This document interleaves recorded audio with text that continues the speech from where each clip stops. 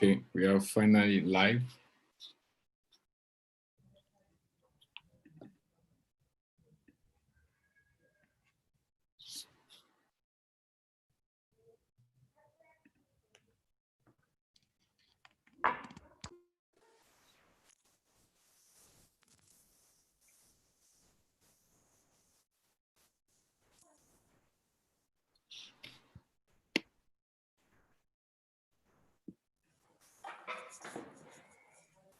Okay, are we good to go now?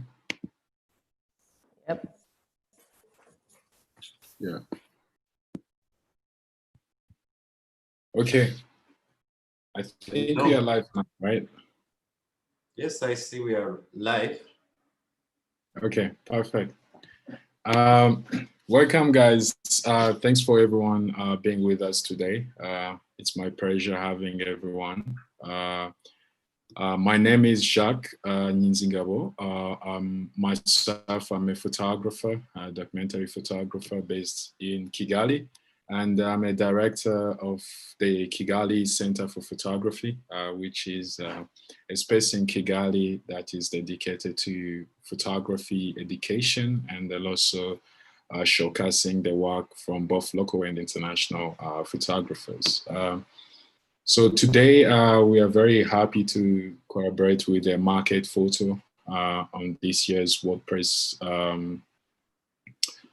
events. So we are organizing this panel today. We will be discussing on the youth activism in the news, especially in Africa, and how our photographers are dealing with this situation, the protest in their countries, and also the political issues in the countries where they are based. So today we have Anthony. Anthony is a photographer from Nigeria. Hi, Anthony. And we have Delovi from Kampala. I will let them introduce when we invite them in a few minutes. And we have Rodriguez. Rodriguez is a journalist and a videographer based in Kigali, who's going to be with us and also quite moderating this panel. So I will leave the rest to Rodriguez. Thank you very much, Jack, for the opportunity to moderate. Like you said, my name is Rodriguez Iradiena. I'm a storyteller and I'm into media and art business. Without taking much of your time and going further ado, allow me to welcome you all on this panel, which seeks to approach the issue of representation through a multi-perspective discussion and the artistic approach, or in collaboration with the political related practices. So this panel will deal with a highly significant or sensitive, in my own words, topic. I think we've all been informed about today's theme. It's about revolt, rebellion, and resistance, and the accessibility of images. I'm glad to be sharing this discussion with all of you involved into photography and the storytelling world. I would love to welcome the winner of the World Press Photo, but it seems like he's not yet here, if I'm not wrong. Is Farouk yet here? No, not yet. Not yet online. We'll wait to see if he's gonna be joining us later.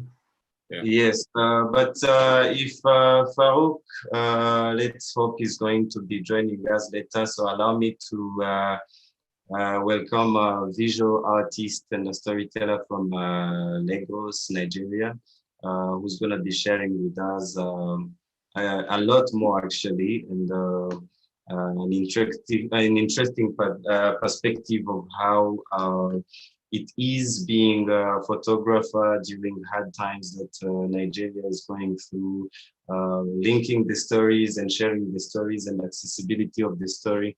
Mr. Anthony, whom I will not talk, whom I will let his action or his work speak on its behalf. Anthony, allow me to give the floor to you. Thank you so much. Hi, good afternoon. My name is Anthony Ayodele or Biome. I was born in Lagos, Nigeria, and I'm a visual artist and a documentary photographer. I have been working on issues that border around social justice, identity, religion here in Nigeria, and very recently I spent the past few weeks working on the NSAS protests and documenting the daily activities of the protest, which I'm here to talk about. I don't know if I should just go at it or you want to introduce anybody else first. I believe you can just go on. Okay, great. Yeah, we'll have time to come to other panelists. Thank you. First of all, I would like to say that I believe that, especially here in Africa, living itself has become a protest. It seems suddenly like everything is trying to kill you or reduce the quality of your life, from government policies to security agents to the, sometimes in most parts of Africa now, the poverty and the effects of climate change and the likes, like that. So to wake up and then move about in this same space, in this same environment, seems constantly to me like I am protesting against what the environment is trying to do to me, which is basically to show me violence.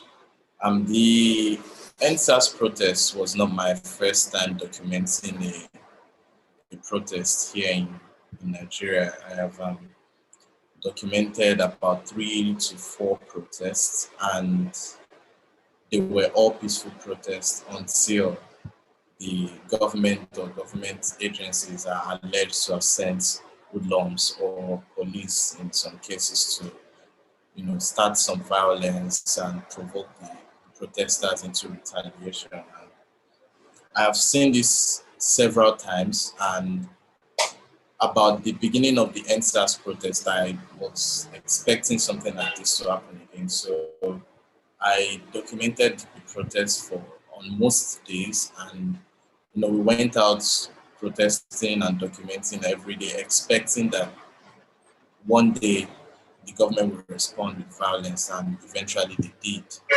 And it was more violence than we had ever expected. On the 10th of October, on the 20th of October, earlier, just a few months ago, several protesters, a number that has not been yet defined, Amnesty International as a figure, the government is saying another figure, and were shot at the Lekki toll gates here in Lagos on about 7, 8 p.m. in the evening. And a lot of young people lost their lives that night. And the next day, the protests started to die down. And in as much as we expected this violence, there was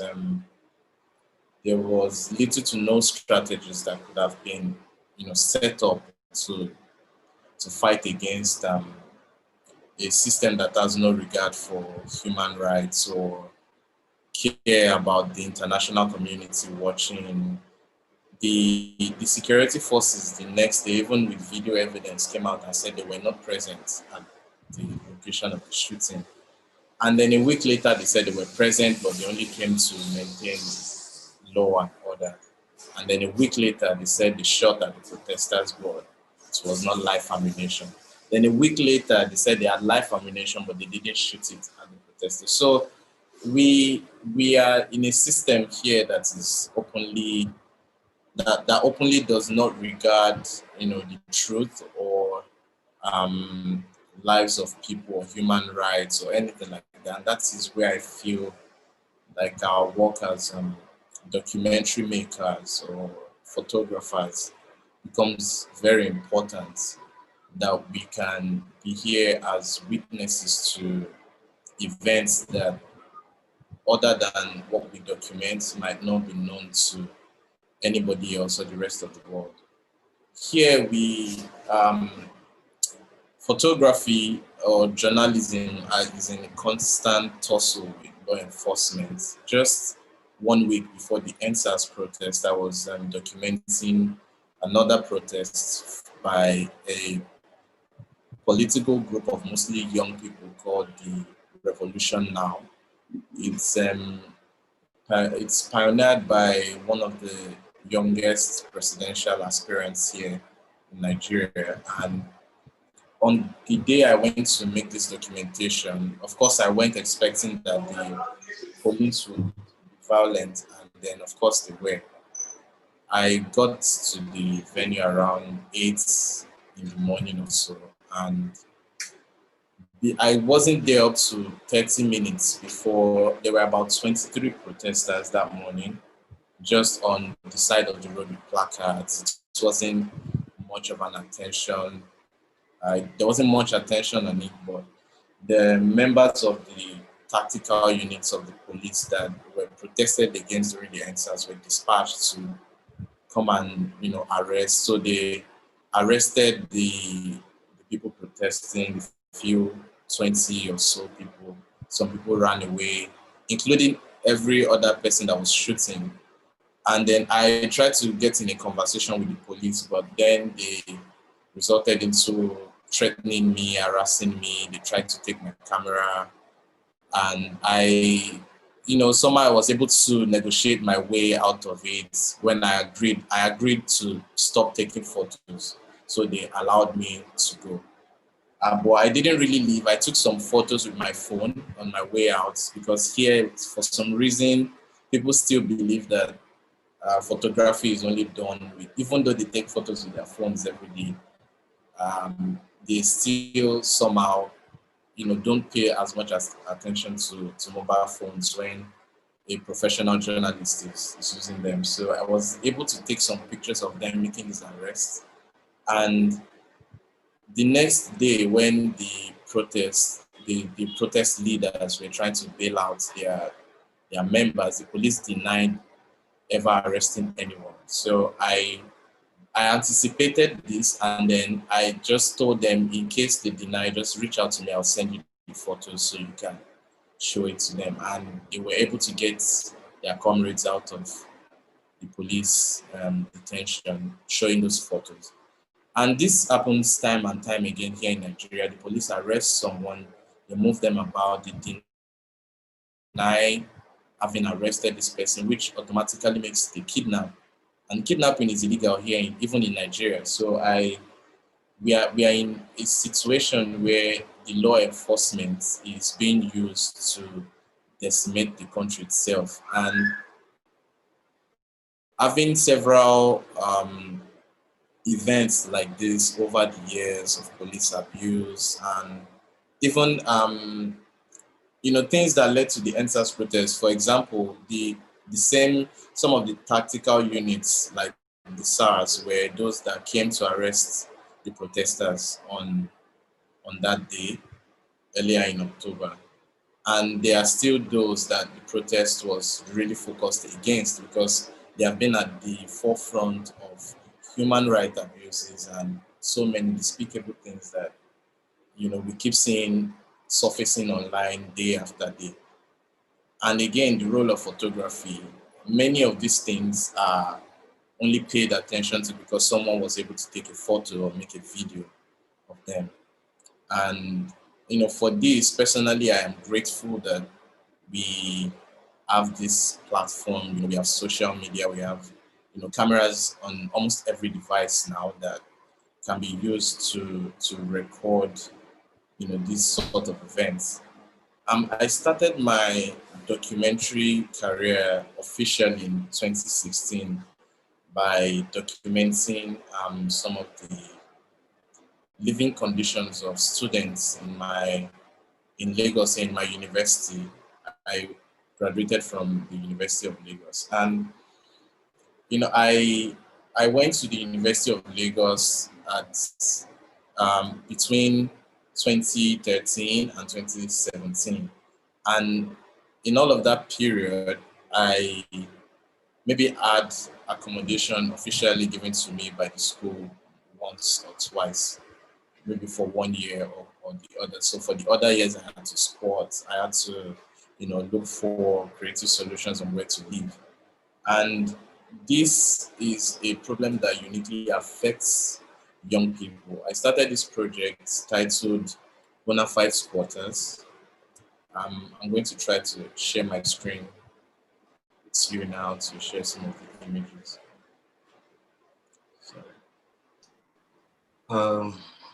Thank you very much, Mr. Anthony, for sharing your experience with us. As you were speaking, or in the beginning of your conversation, you mentioned something that pulled my attention. Like, if I may repeat in the exact same words, you said living in Africa is a protest itself. For me, it portrayed an element of fear. And as you kept your presentation going on, it made me curious about you as an activist, young activist who dedicated your life to the front line. If you're not hurt in the process, what's the purpose of your work if it's not hard? If the pictures you took on phone go nowhere, if they change nothing to the society, if they influence nothing about the government say. And also allow me to ask how you are validating your experiences, given the fact that maybe you might have been lucky to save 2-3 photos before you went into an argument with the police, or something like that, or the ones you took on phone. How are you validating it in relation to what's happening to the mass as a young activist? Thank you. If anyone else as well has questions, they can drop them in the chat for Mr. Anthony to answer them, or to have a reflection about what you think. Thank you. Yeah. So I would go straight to your second question. I think you have 2 questions. Yes. Yeah. So you would have to come again for the first one, but how I validate my experiences or my work. Someone once asked me what I believe success is for me. What award would I win? What prize would I get as a visual artist or a documentary photographer that would make me feel, fulfilled of my job, of my practice. And really, for me, the success in this field does not really lie in that direction. For me, what is most important is that when I create my work, I am able to effect the desired change with them. And that has become the most difficult part of this journey. So when you start out as a photographer, you focus more on how to create the best images, how to tell the best stories, and all of that. But in recent years, I have been more, concerned about making sure that the images I create have the desired effect and are not just another beautiful picture on the page of a magazine or something that got 500 likes on Instagram. And there have been few instances where that actually happened. And the reason why I feel like more and more it is becoming harder to hold, well, especially African leaders accountable, even with photo and video evidences, because the system itself does not hold them accountable. There are no proper institutions that make sure that when there's evidence against someone, they can go after them and then can, get justice. Most of those who we are protesting against have the judiciary and the legislative in the palm of their hands. Here in Nigeria, we're even protesting against the members of the Senate and House of Assembly because they earn way too much and they struggle to pass a monthly minimum wage that is less than $100. And with all these things happening here, it is becoming more and more difficult to find that point where I feel like our work is making a difference. But then again, with the platform of social media, it has been possible to reach more people. And sometimes these are not the people that are in the position of power to effect that change immediately, but I have shifted my focus to being able to start conversations and to sustain them around issues that are important. So as a photographer, I'm just a photographer. I really do not know much about the law or how to walk into a legislator's office and make them do what I want. And here I can guarantee you that that is going to be intensely difficult, even if you know how to do it. But what I feel I can do is to remind people of what is actually happening.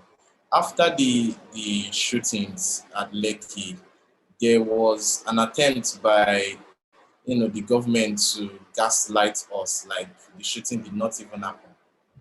Like I had friends who were at the shooting that were now asking, but what really happened? Are we even sure that there was shooting? Because at that point it was easier to just admit that, okay, maybe this did not really happen, even if you saw it with your eyes.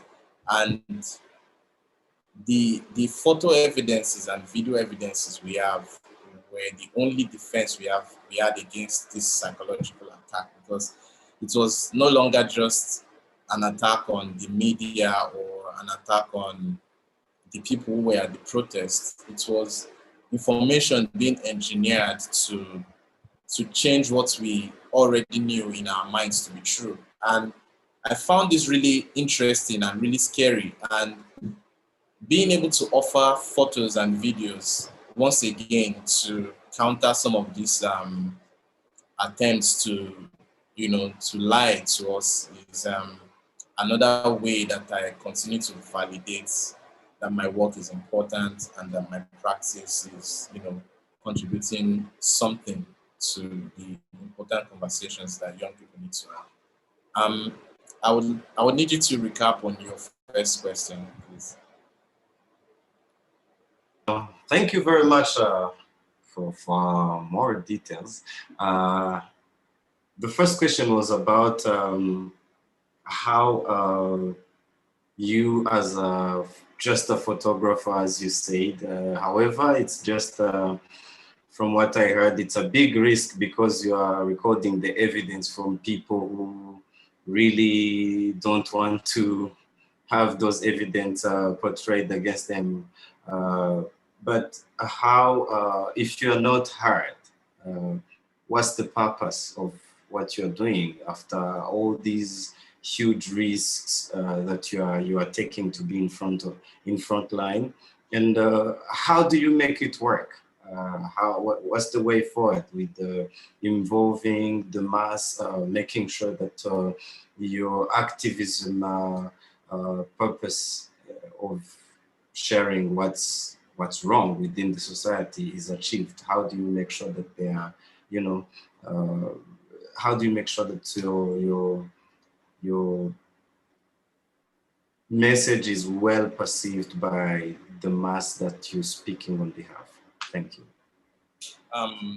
Yeah, so talking about fear as in relation to the danger that surrounds the job. I feel like every job has its risk, definitely.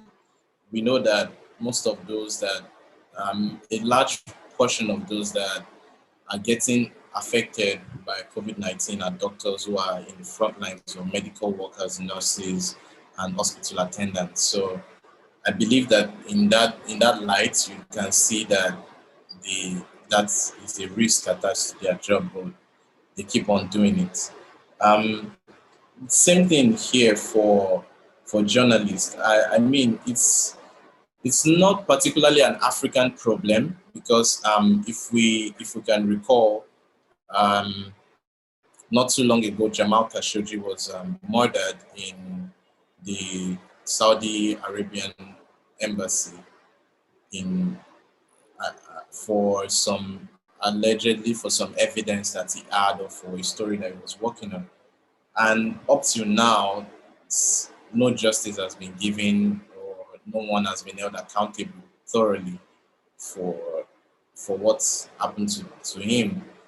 Here in Africa, I think I would speak specifically about Nigeria. Right from the days when I got my first camera and I started going around doing street photography, there has always been dangers. When people perceive or that you are taking photographs, and they do not know what you are going to do with them. So many photographers get attacked here in Lagos, all around Nigeria on a daily basis. People go out to shoot, and most times you cannot go out to shoot alone. You have to maybe go with a friend or go with some friends, so that you don't get harassed by law enforcement, or by even private security agents who are maybe guarding the building, and then you just happen to be shooting around there, and they could just come out and harass you. So those are things that I've experienced over time, and I think that our brains or our minds have a way of normalizing some things over a long period of time as a defense mechanism, I think. But I have identified the risks that come with what I do, and I've continued to do it for, I would say, passion, or my overwhelming interest in activism and creating images around it. But other than that, I wouldn't really be able to break down why I or anybody is still a photographer here in Nigeria. It's not like it is the highest paying job, or anything like that. And it is definitely not safe when you are out shooting, or even after you have done the documentation and you are back in whatever space you are in. There is no guarantee that local media outlets would be able to have the press freedom to even share some of the things that you work on. And that is, like I was saying, that is where we are grateful for social media. It's a free gallery, a free newsroom where you can, get attention for whatever you want. Also, there is the issue of fake news that, you know, that we struggle against when it comes to, sharing the important stories. So on the night of the shooting, there were some photos that were circulated that later we found out that were fake. And then we were able to, in the long run, differentiate between the images that came from the shooting, the location of the shooting, the protest, and then images that came from, fake news sources. Also, recently, the same approach was used to tease the government here, because the protests, although physically have stopped in most parts of the country, they continue on the internet. And 2 days ago, there was, information being shared online that there was a protest happening somewhere, and there were a lot of people there, and people were sharing images of the former protest as, the present situation of things. And then the government or whoever, there was a lot of police presence there, but they got there and there was nobody for them to shoot at. So it was a waste of their time. I would say a trick by young people just testing the limits of what the internet can do for them. And I found that really, really interesting. And we live in interesting times. I look forward to more things like this that could, Yes, maybe that is something you can enlighten us about more as we save time. In the panelists, I see Jack has raised their hands. I don't know about the attendees, but yes, I will give you time to come back to the leakage of information. How do we confirm the accuracy of information as well? Thank you very much, Mr. Anthony. But Jack has a question to address to you. Yeah, it was just a question I wanted to ask Anthony about the protest. How does he think photography has shaped the public perception on this protest? Because I think photography has played already a big role, of course, to showcase, as you said, it also brings fake news. But how do you think it has shaped the public perception? Thank you. So for members of the public, the general public, even fellow protesters, the images really are everything that we have from the protest. So it doesn't just serve the function of sharing information anymore only. It also serves as the only tangible evidence that we can present that this happened, because the toll gate was burnt down, but it will be rebuilt again eventually, and that would erase some of the physical toll that the protest left at that location. Images there were a lot of images that came out of this protest, not just from me, from from the growing community of documentary photographers here in Lagos. And I feel like the images we created, both from the professional journalists and from amateur people using their phones, were the amplifications that even makes this happen, that is even putting this in the conversation right now. Because most of our news sources were not reporting the protests. Basically, they were not reporting the protests. They wait for something violent to happen before they report. But in documenting the protests, I've been able to share images of protesters cleaning up protest venues before they leave or when they arrive in the morning. I documented people sharing their own personal food for protesters so that the protests will continue. So there was a lot of synergy and a lot of things that I was really proud of. The public perspective that the photos give, that the protests, basically we know that the government is trying to gaslight us because we have photos, but it goes further to show us some of the good qualities of the protesters. And why this was important is because the government uses words like hoodlums. So instead of saying, oh, they are protesters at so location, a news media outlet might report, oh, there are some hoodlums disrupting flow of traffic somewhere. And then when we share images of these so-called hoodlums providing medical assistance to each other, providing food, so even people that have been homeless or without food just came down to the protest, ate the food, took some drinks, and then they left, and no one even bothered to question who they are or where they are coming from.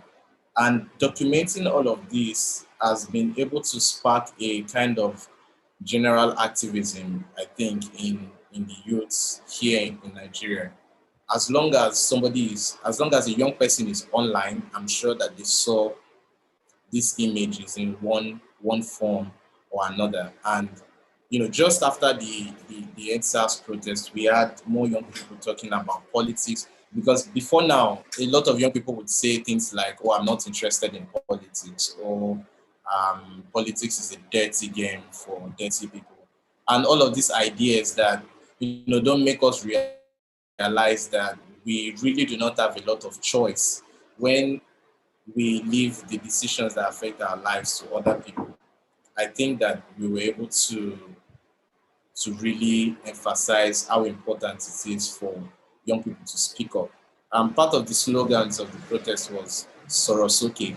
And Sorosoke is a Yoruba word that literally means speak up or speak louder. Let us hear what you are saying. So it is an entire movement that was born basically out of the fact that we had images.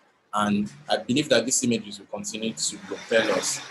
There are social media accounts that have dedicated their platforms to just keep sharing images like this until the next election so that we could have some, reason to remember what was done to us and remember why we have to be much more politically conscious here. So in that light, I would feel like that is some of the biggest contribution that the images that we created during the, the protests have contributed. Thank you so much. I think that there are more images that will come out in the coming weeks. Personally, I haven't been able to. I've taken some time off sharing some of these images because I'm still trying to get over the.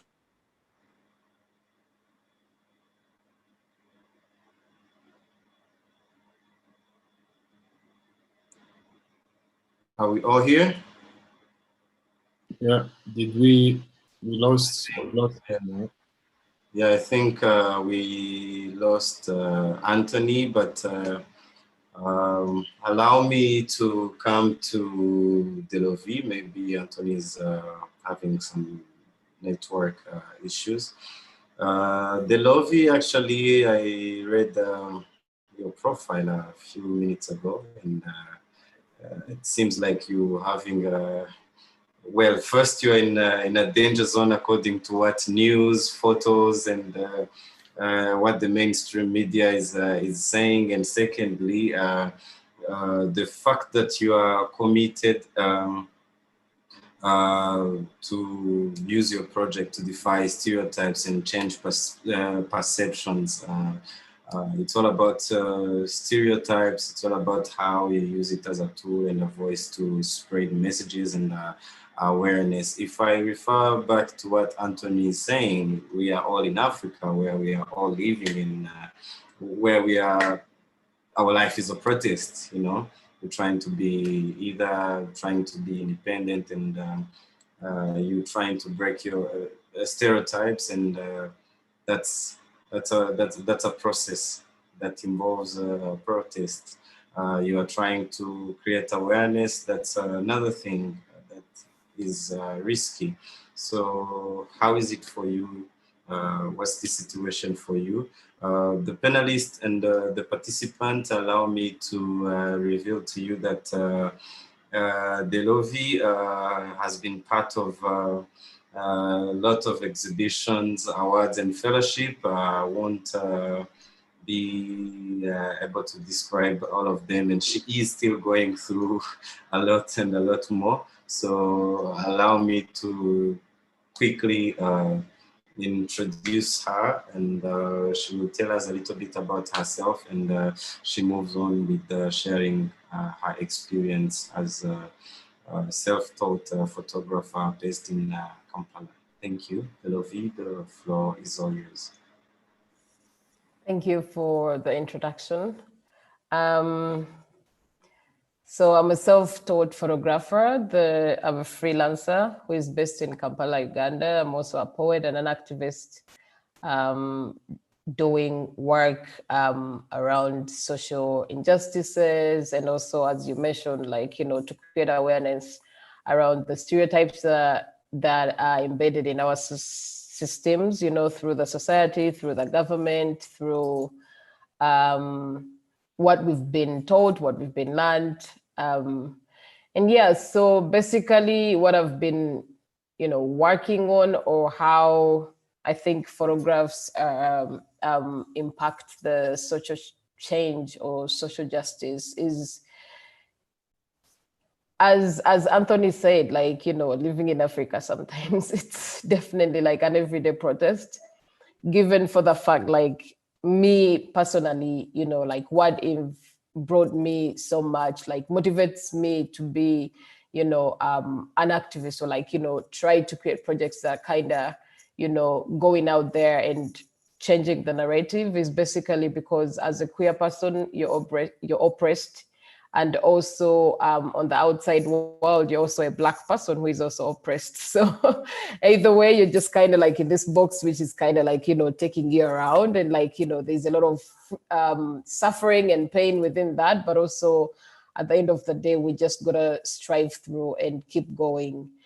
So I think like activism through photography is very, very important. It's also a key to social movements and stuff, because all in the while, like back in the day, if we didn't have like all these revolutions that were captured, like all these liberation movements that were, captured on video, like, to or photographs to kind of give us a visual of what was happening, because these days you can find like photos from 1970s and stuff, talking about like the movements that have been happening. And if we didn't have that, I feel like, there would be no way to like learn about certain movements and how far we've come as, like Black people, like even as photographers, and there's also like, for photography, is like, this is the best way to kind of explain something to someone in a visual way, because most of the times not many people can read, and not many people can, write, or like try to understand what has been written, or like what has been, like, or just by listening to someone speak. And with a photograph, you're very able to kind of like take away the message, in your own way, and try to interpret it in, like a way that you understand, because it's a visual picture that is right in front of you. So I think that,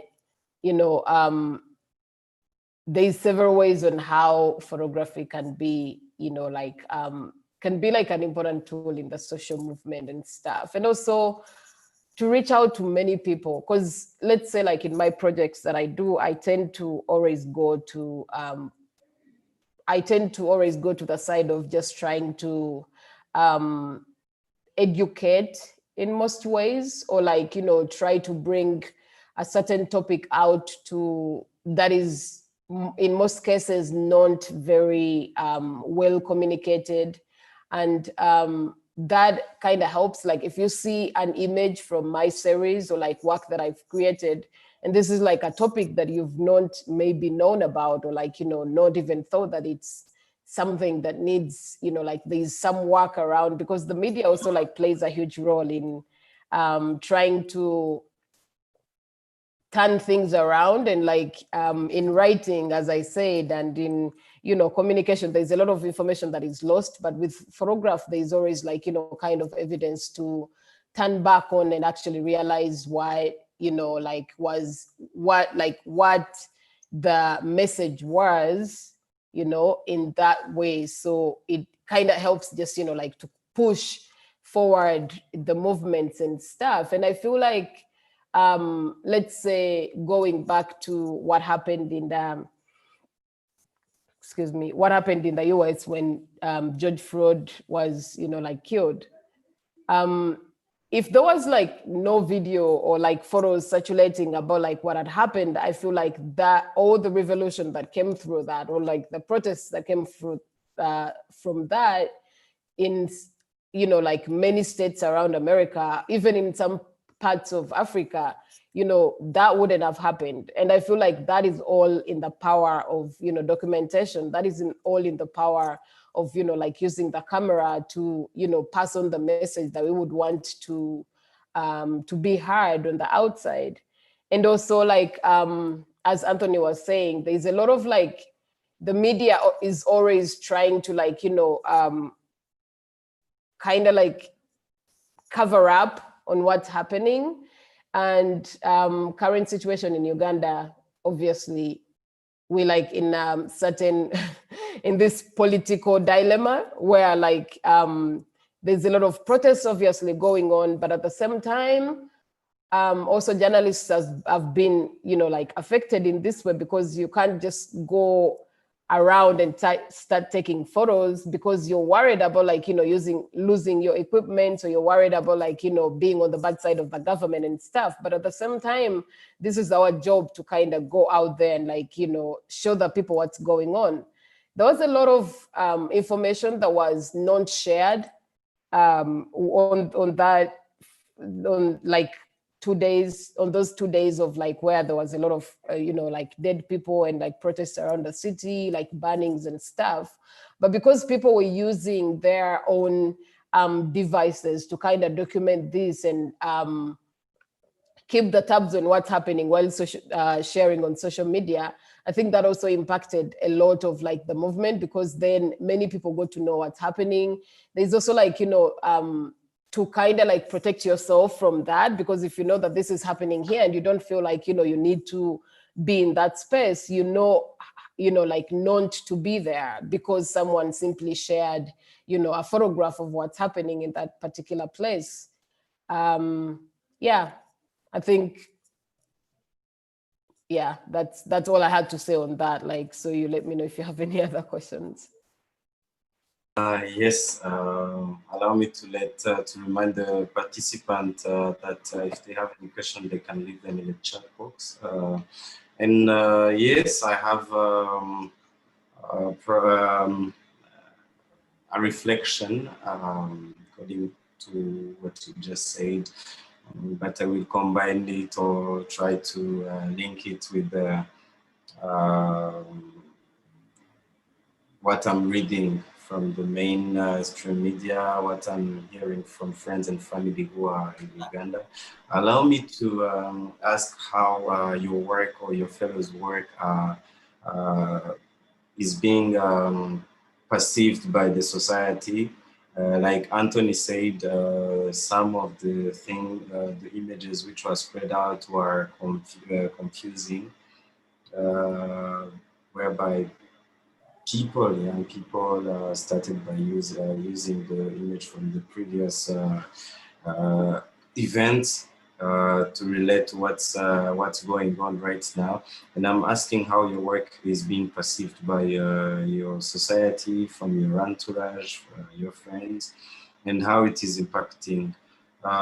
Second is about how you are going through. You are going through it as someone who's on the front line, how your personal experience. Do you have to put on boots and get bulletproofs from your friends from the police and cascade? How are you doing that to go through that particular type of struggle to record, to get something out of it which is going to impact the society as an activist? Thank you. So I won't take the I won't claim to have been like recording or been out there on the front line this time around to record what's happening, because simply this time period, like with the pandemic, has also like been it's been very tough in a way. And so as a parent who has a 7-year-old 24/7 at home, I feel like I can't really go out there and record or like document what's happening, because obviously there's no school, so we gotta like spend time with the kids. But I would personally like share a little bit, like in reference to your question, I would share a little bit about my work and like how I think that it is impacting, or like how it helps in trying to change the narrative, or like do a simple act of like pushing out the message. So if you allow me to share my screen. Please do. I was actually about to also ask you to share some of your work. It's okay. So as you can see, this is my work. And this is a particular project called the Kingdom in Transition, which is basically meant to defy or like try to defy the narrative around beauty, you know, impacting like, you know, boys don't wear dresses or makeup, or like flowers are for, you know, girls, or like pink is for girls and whatever. So there's, for me as a person, there's many ways on how you can, you know, like fight for the cause that you feel is important, you know, in like, because like in my situation right now, as I said, like I can't really go out there and like document what's happening on the front line.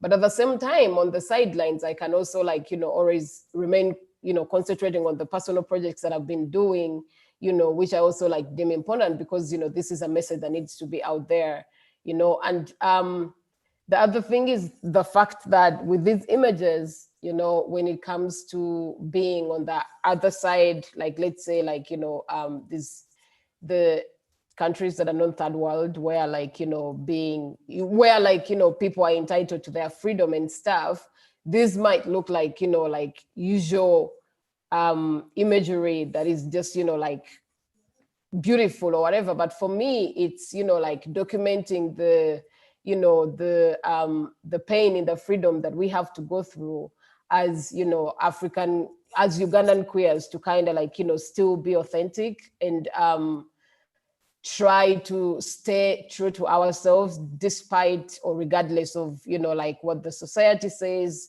despite, you know, the consequences that kind of come with that, and to brave it out and, you know, like still pass on our message to, you know, the outside world. And these are also images that are taken of my friends from all over Africa, trying to, you know, like stay true to themselves, you know, no matter what, you know, like is out there. Because with, sorry to push the conversation, you know, like to the queer part of things, because I feel like that's what I have experienced in. I have not, you know, like really documented any protests, you know, so I won't really like rely on to that in the terms of like, you know, explaining my work.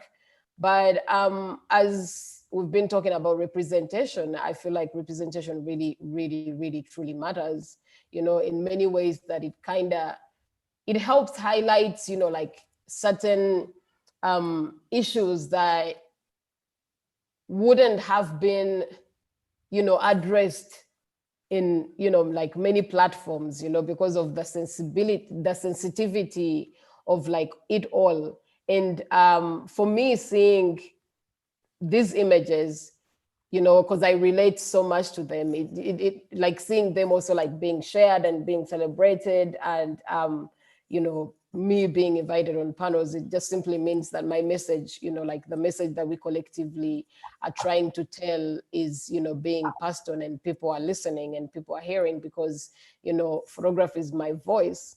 As I say, like I can't, I'm not gonna go around and like, you know, become an author, write a book or whatever. So I'm just simply using what I have to kind of put the message across. You know, there's a lot of difficulties, you know, with being able to document work like this, especially like limited spaces, because I always need to like, you know, create safe spaces for my participants and myself for like, you know, safety and protection, because simply the government doesn't allow, you know, us to, you know, present, you know, like in a way that is deemed not normal, or like, you know, a certain way of how everyone is supposed to behave, or like how everyone is supposed to act. But at the same time, you know, it's celebration of like, you know, of love. It's celebration of bravery. It's celebration of our voices, you know, being out there and like, you know, pushing the narrative forward, you know. And yeah, I feel like for me personally, like this is where my voice lies, you know. Yeah, so I wouldn't, I'm definitely, I don't think I'm qualified to speak about like, you know, on the people that have been on the front line risking their lives in a certain way, whereas also like even mine is a kind of a risk because, you know, it's against the law. But at the end of the day, I also understand like the other one is more politically, you know, like involved. So yeah. All right, thank you very much. It sounds like an interesting type of work, conceptual work that you're doing. It's really impacting. Allow me to go into the attendees. I see Dina, I see Aquino, I see Lemon, all John. Allow me to welcome all. Allow me to mention that if any of them has anything to say, anything to ask, either to Delovi or Anthony or Mr. Jack, they are highly welcome. Or if any of the panelists as well have any reflection or reaction about your presentation, the floor is yours.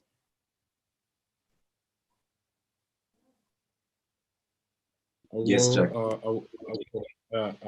This is not just I wanted. I was asked by a friend of mine and also to highlight this about this work. So in 2015, I was in Burundi, and that time there was a big crisis, political, and being a photographer and being a journalist for one of the local newspapers in Rwanda, one of the guy have seen me taking the photos, and he knew me as a journalist. And this, having that background, it has gave so much attention, and then also brought myself to be arrested, which is a long story.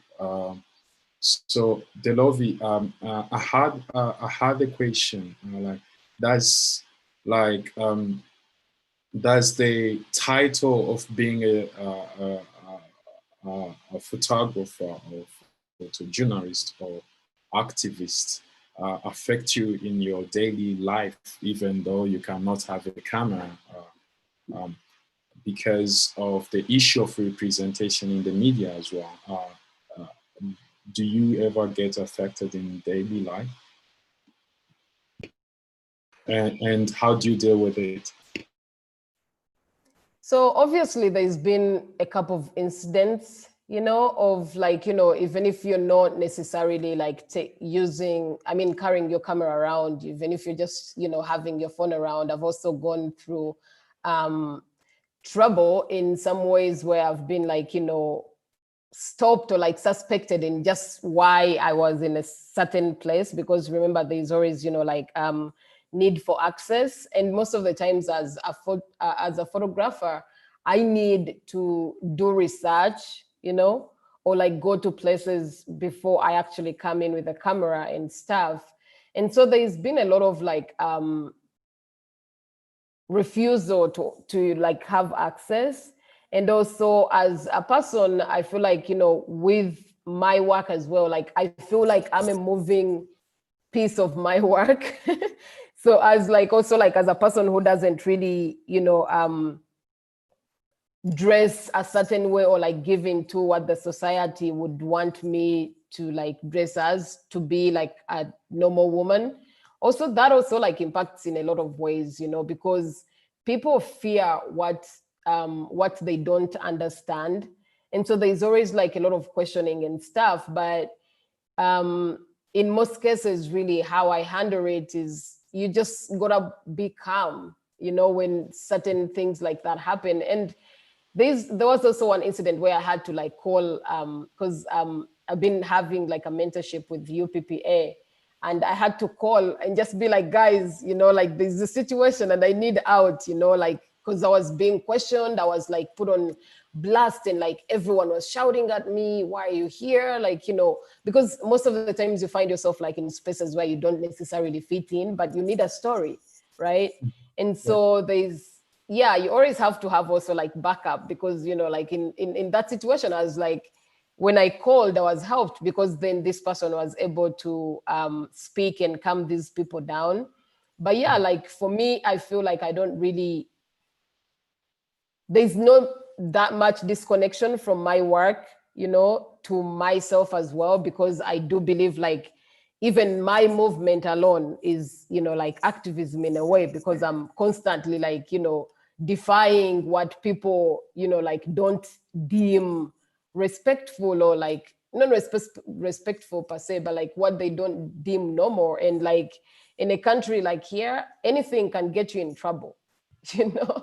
you know like anything can get you in trouble. And so like even for the simple ways of like dressing a certain way, I've been harassed, by the way, you know, like I've been harassed at particular, you know, spaces. And there was this one time where like someone had to grope my boobs to, you know, like it was like very embarrassing and also ridiculous, because this person was simply wanting to find out if I was a boy or a girl, you know, and particularly what was I doing in the spaces like this. And so, yeah, there's always, you know, situations like this, but you gotta be calm. And also, I mean, there's being calm to a certain degree, but also you just have to be like really smart on how you're answering their questions, you know, like, but always also have kind of protection that if you're being, you know, harassed in a certain situation, because,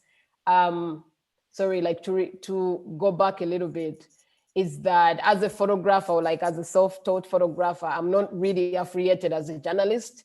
And so with that also, like you always have to have like a press card or whatever to be in certain spaces. So that also like affects a lot in like how I have to do my work, because then you just gotta have backup, really, like to be able to know that, like, you know, if I'm called up in a situation like this, I have someone who can really, you know, help me out. But yeah, like it's very inevitable, like it's everywhere. And as a photographer, you gotta expect all risks, you know, and just know that, you know, what you're doing is important, and you just keep going, because just because of like, because there's rules or like laws that are kind of like, you know, meant to just oppress us and whatever, it doesn't mean that you just give in. You know, you have to keep going and put your voice out there regardless, you know, but protection first, obviously. Yeah. That's thank you. That's raised also another question.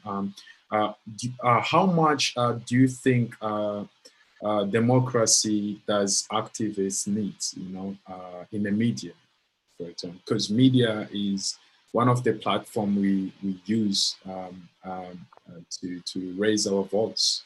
So how much democracy does activists need? How much do you think?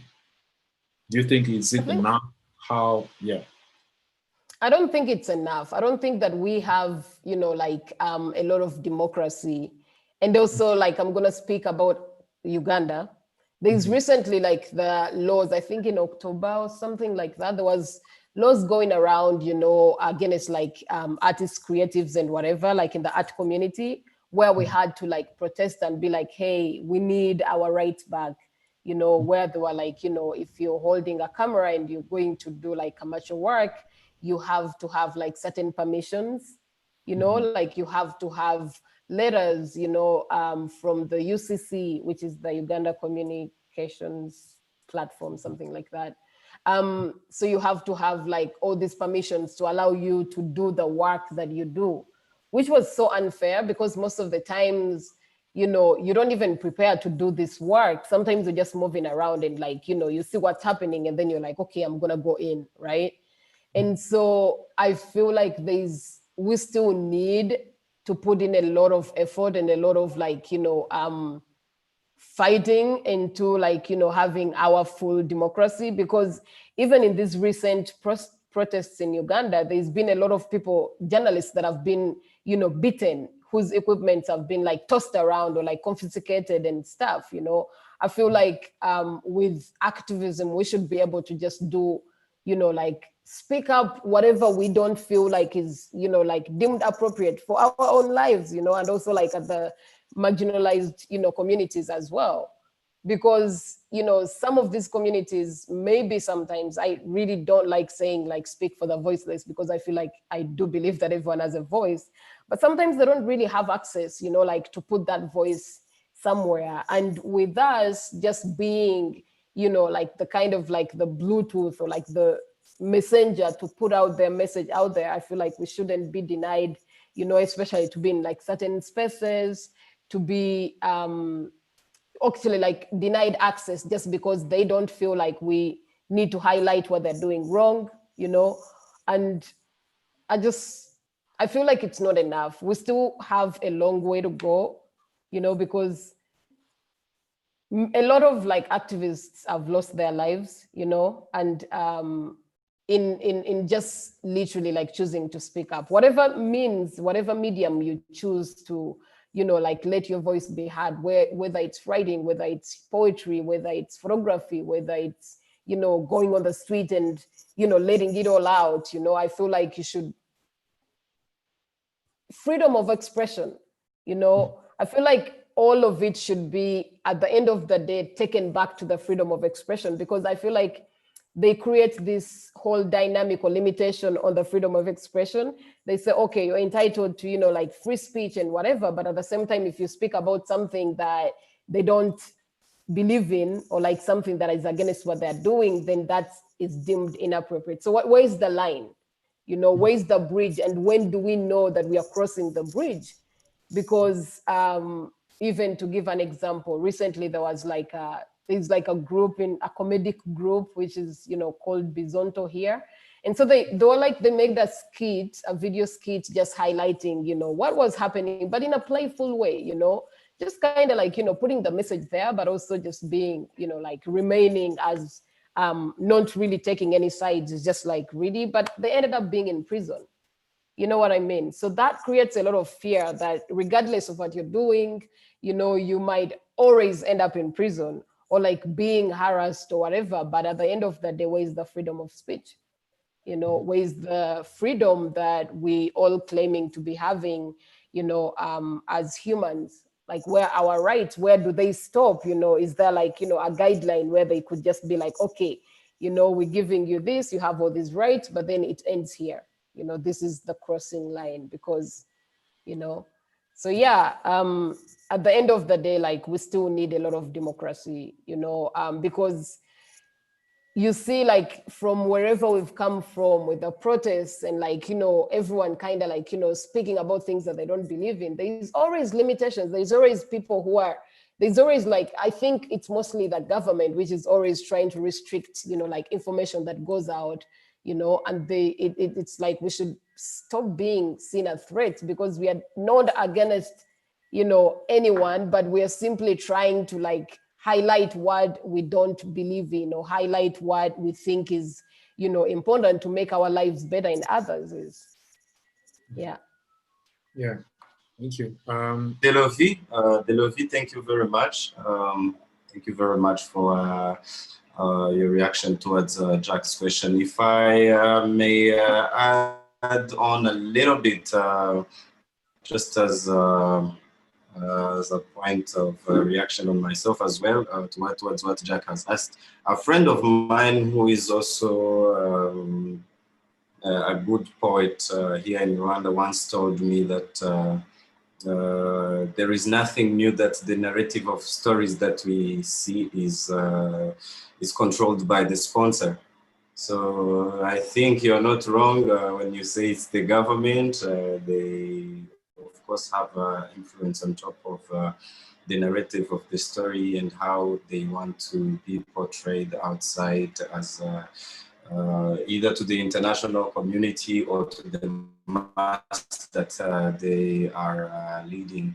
Now, allow me to head to the question of one of the participant who is attending. I think he's described as Loiso or John. I think the two questions he asked, his question he asked is to be meant to be addressed to actually all of you.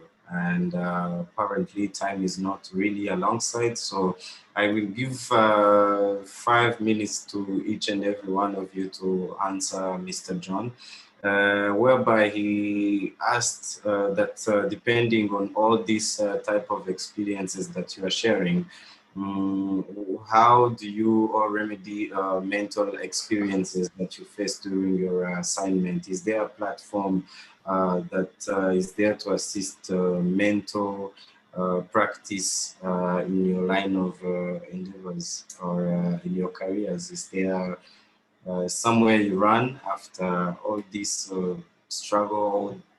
Do you guys see people bleeding, being harassed and being beaten, being taken, like your equipment being taken and everything? Is there a way you access counselors? Is there a way you do anything? I will start by Mr. Anthony, and please keep time in mind. Thank you so much.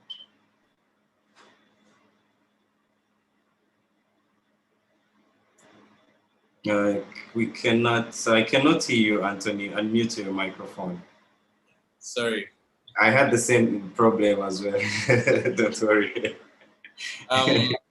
Yeah, sorry for the break in my conversation the other time. I had some internet problems. When it comes to mental health, generally we know that in Nigeria or maybe in Africa as a whole, the significance of taking your mental health seriously was virtually non-existent until, in past recent years with young people, poor people pushing for, mentally safe spaces. And it has really picked up a lot of momentum. And one of the theories that went around during our protest, our NSAS protest, was that earlier protests that earlier generations did against some of the same leaders did not work out because they only bothered about the physical aspects of the protest and did not bother to take care of their mental health and their mental well-being. Amongst photographers here in Lagos, I've attended at least 2 group therapy sessions from the period when the protests subsided and now. And they were both organized the first one was organized by a group of female photographers here in Lagos called Tiwa, meaning our own. They organized a group photography therapy sessions for those who were in front lines, and it was quite relieving, and it was quite beneficial for everyone who was there to share experiences and how to cope with the trauma and how to move on with your work if you have to put your work aside for a moment and do some other things to live through the moment. And then there's been one other group session organized by a young psychotherapist here in Lagos with a practice called Indidi. That session was for visual artists and creative people generally that have been affected by the protest, and there was a lot of people who lost hope after the shooting, and it was a really traumatic period for young people in Nigeria. And those 2 therapy sessions I attended were really helpful to see, what people were sharing and, sharing my own experiences and people offering tangible solutions or just a listening ear. So here in Lagos, I can't even speak for the rest of Nigeria, but here in Lagos, because in the past recent years, there have been young people who have gone into the mental health wellness space. There's been more awareness about it, and for those who want to take advantage of it, there's usually 1 or 2 channels to go through for therapy, most times pro bono for free, to access some therapy sessions individually or maybe as a group. Well, thank you very much. Delofi, what do you think? What's your experience? So sadly enough, or unfortunately enough, we don't have any platforms for creatives here. going through like mental health problems and stuff, but we also know that creatives also suffer a lot from mental health as a whole. But me personally, with, you know, my experience, I feel like, you know, this is the question of mental health. Like, thank you so much for bringing it up. It's like the behind the scenes that where people never really like, it's something that many people don't really like, you know, put in mind, especially, you know, like, especially when they're even like hiring us, or when, you know, like they're wanting to access our imagery, because there's a lot of exploitation, but they also don't understand that, like, you know, on behind the scenes, there's a lot, like, you know, we go through with, you know, like having to deal with the stories that we hear out in the field, you know. So personally, I see a therapist, or I was seeing a therapist, but also like therapy is very expensive, you know, and we don't have that many therapists here, or like, you know, so obviously there is always a challenge that the only available mental health, you know, platforms are like really expensive. But also for me, I was, as I said, I was seeing a therapist before this, but because of the pandemic, obviously that affected a lot of like my financial aid and stuff. So that means I can't access it now. But in the end, you know, like, this is to go to like all photographers out there. Like, mental health is not just for white people, as we always say, you know, like depression. Recently, we've had a festival about mental health, which I'm glad a lot of artists partake or contributed in it. And that's, of course, what people spend time arguing on. One, it's about financial capacity of us as creative industry, as artists, as just photographers to afford it. And secondly is about our culture. How is it perceived? How is it valued? Is our education system, is it able to, does our education system produce psychologists, or they just produce friends to us? Yeah, so They I feel like produce we still bankers, economy, technicians, and something related.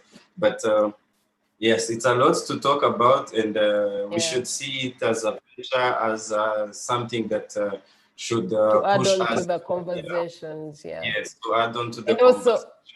And leave I it just as wanted to, sorry, I just wanted to add a little bit of, you know, like, there's also like many organizations actually, like obviously not in Uganda, but there's a couple of like free, you know, like cancellation services that if you feel overwhelmed as a photographer, you could always, you know, like access for free. And in Uganda, there's like Strong Minds, which is really like, you know, helps with providing free therapy, which is like really important. But also like, you know, because of advertisement and like the limited resources, you know, you're not gonna find all this, you know, like information a lot like out there, you know, to be able to access. So you do your research, and like, you know, it's very important to take care of your own mental health, you know, before anything else. Obviously, one of my favorite joke that I'm seeing online in these days, that governments are telling us to put on masks instead of telling us to eat fruits, drink enough water, and you know, be strong. So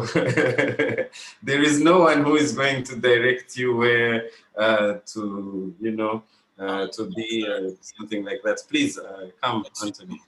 If I may add, yes, so the mental health services being provided here that I know of is mostly by young volunteering psychotherapists who probably have another job that they have to do to support themselves too. Because like you mentioned, the culture here, I mentioned to someone to try therapy one time, and then I remember I was telling me, oh, people would think I've gone mad or something, like if I tell them. So there is a lot of that attitude towards therapy here too, but there are more younger people, you know, embracing maybe not even therapy, but that mental health is important. So people are paying more attention to themselves, and then the free therapy available is still limited, because I could remember I apply for a space to be in those group therapy sessions because they still have to raise funds to make it work, get some space to organize it and all of that. So we had to, it was still limited to some photographers, maybe about 30 or 40 of us could. And I'm sure I saw about 100 photographers during the protest, half of whom I know. So it's still not enough, but here in Lagos, there is a shift towards embracing therapy as a form of treatment for mental health, and there are more and more people coming forward to volunteer and raise funds for free therapy for those who can't afford it. So that's how it was able to be possible here. It's not really like there's big therapy funding or anything like that. Interesting perspective. I will have to find out what's happening on our side. I mean, me and Jack in Kigali. I personally, if I share with you my experience about meeting a therapy, maybe I've met like a few strangers in a bar and they're telling me that they are therapists, but I've never had a chance to attend a therapy. And I believe we are all at the same age. Our parents back in days, you would not have told them that you're going to study to become a therapist. They have been like, what? What is therapist? What do therapists do? So I will encourage you guys to like include this in our conversation among our communities in Uganda, in Nigeria, in Kenya, in Tanzania, wherever you have a chance, because it's something like a legacy we can leave to the next generation who will partake this type of things that we are doing in the near future. So allow me to hand pass the floor to Jack. Jack maybe will also share his experience because he also go through a lot recently. No, not recent. A few years back, he was telling me how he was about to be killed in Burundi. Now he mentioned it here. Our friend's jaw got broken a few years back when we were in a cultural entertainment activity. And him growing up in Rwanda, him witnessing the developing or fighting to be part of a developing society and putting himself on a map, his name and rising among prominent, recognizable photography, it means something. So allow me to hand the last few minutes to him and appreciate each and every one of you, from the panelists to the attendees, to myself as well. Thank you very much. Jack, the floor is yours. Thanks, Rodriguez. Yeah, as we're getting to the closing of this conversation today, I would like to, ask a few questions and also, and they'll also highlight a few things. I will also answer this question. Yeah, yes, of course. In 2015, I was quick, short, long story. I was invited to Bamako for the Biennale, and the embassy was only the embassy. It was in Burundi. That's how I ended up going to Burundi to get a visa, and as I mentioned, I was arrested. So after, when I came back to Rwanda, after the situation, I had to sit down with my colleague. He's a photographer, and also he was a refugee from Burundi, and we spoke about the situation. And he was the guy. He was the guy who was helping me through for a long time. But these things doesn't really go away, the work we do, being on the front line, being there, being documenting and seeing and experiencing is totally different to what comes to into people and his mind when they see images. But there is what we carry always when we are on the field, and that thing always with us. And so I know, like most of the photographers, my colleagues, my friends, I know they did a lot with the mental health issues because of the experiences in photography. Yeah, so we thank you so much to be with us today. But before we close, I had a few questions also to ask And this will also like Anthony, had few questions to ask you before um, um, you went offline, because I'm a bit of like concerned about the issue of media, and what is the role of media plays in social activism, especially in Nigeria. Like, what was the role of the media played in during the protest?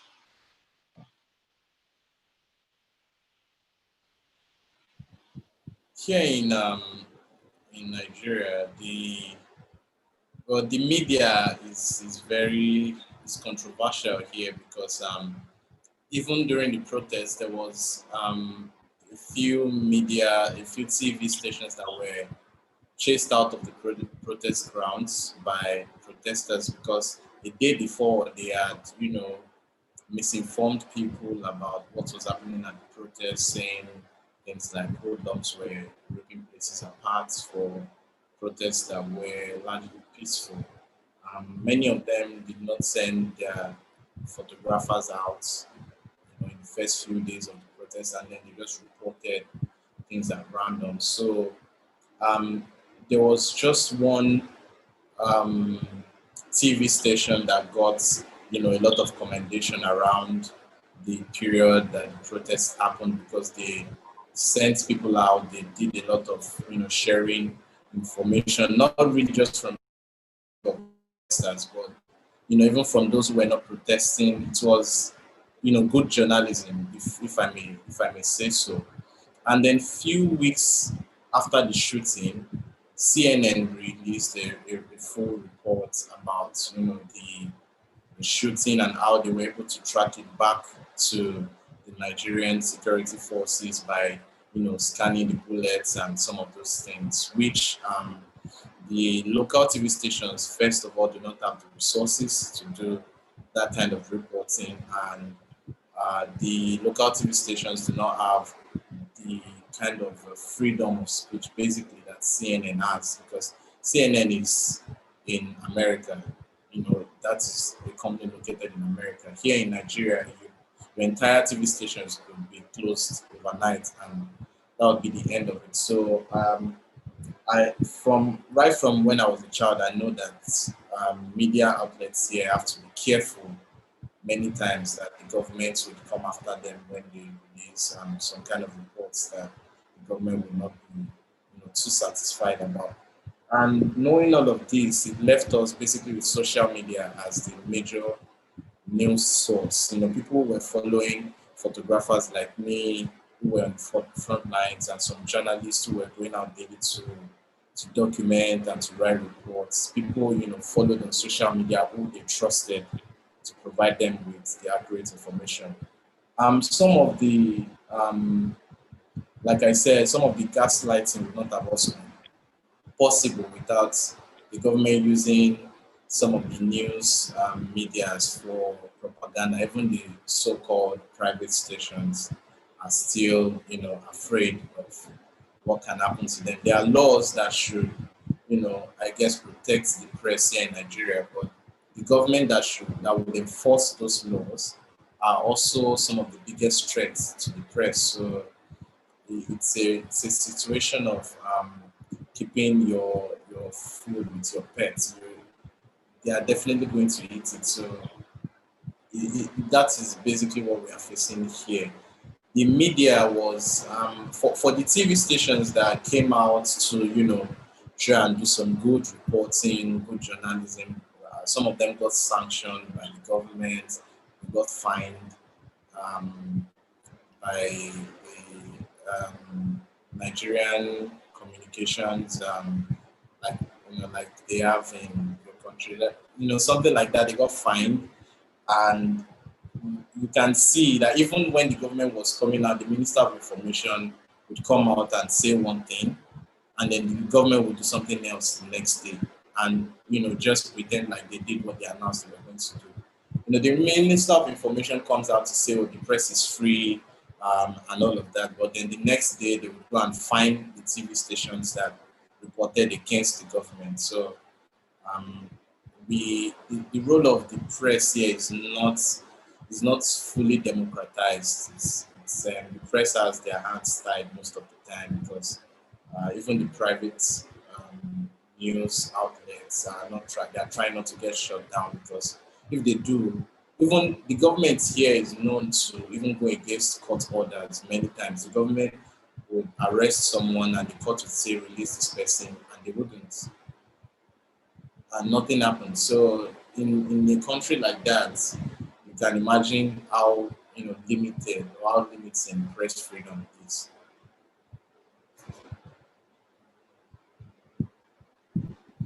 Thanks, Anton.